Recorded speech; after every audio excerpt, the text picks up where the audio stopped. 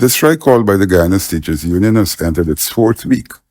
On Sunday, the striking teachers took their demonstration to the opening of the CARICOM Heads Conference. They had already protested outside the Energy Conference. Today, the protest shifted to the head office of the Education Ministry. Standing in solidarity for livable salaries. For too long, our voices have fallen on deaf ears. This government has continued to neglect the promises to teachers.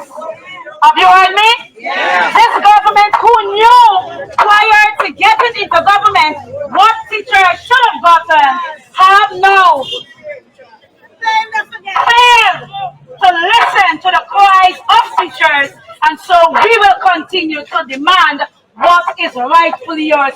That was during a recent demonstration in Linden. She said that the GTU had submitted its multi-proposal to the government since 2020, and there has been no response. The GTU General Secretary Coretta McDonald shared her podcast over the weekend with Dr. Vincent Adams, the former head of the Environmental Protection Agency. This here is not only about the teacher strike. This here is about the nation and building a nation. You have decided to draw the line and for us to move forward to do what is right for this country. So I want to congratulate you. He said that Guyana has the highest GDP among countries in the world, but the lowest salary for teachers. Dr. Adams said that the numbers don't lie. Trinidad and Tobago, a teacher averaged $1,500. Guyana average, and I run some quick calculations, the average salary of a teacher in Guyana is $179,000. Of course, there are some who make like 91. I don't know how they live in it. And as you recall, the vice president was asked if he can live on $85,000. So the question that he has never answered, he just goes off as usual into his own little thing. The average teacher's salary converts to some $856 per month.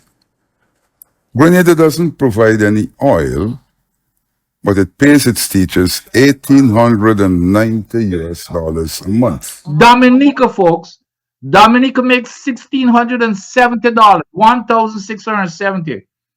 Even Antigua makes $1,110, and then of course St. Martin is $2,714. So here again is the country with the highest GDP, and teacher salaries are the lowest. He said that the budgetary allocation for the Education Ministry is $29 billion.